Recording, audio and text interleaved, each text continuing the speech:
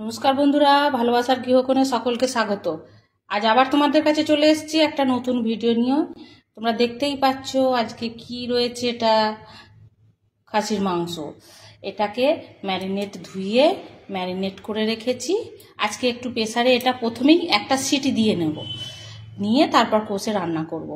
তো টক দই, আদা, রসুন, ছোট ছোট পেঁয়াজকে দু আধখানা করে, আর এই পেঁপের টুকরো দিয়ে একটা সিটি মেরে নেব। তারপর এটা কষে রান্না করছি, তারপর তোমাদের কাছে আসছি।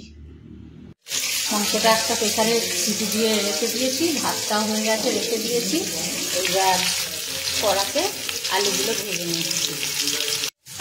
আলুগুলো এই যে লাল করে ভেজে নিয়েছি।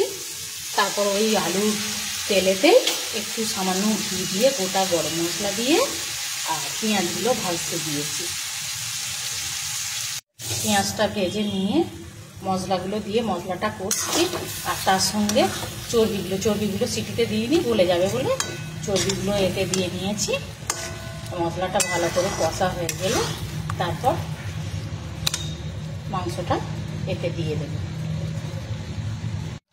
মাংসটা ভালো করে কষে নিয়ে এবার আলু দিয়ে দিয়েছি। এবার আলু দিয়ে একটু কষবো, তারপর একটু গরম জল দেবো। আলু দিয়ে আর একটু কষে নিই।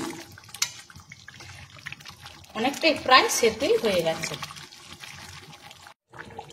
কষা হয়ে গেছে।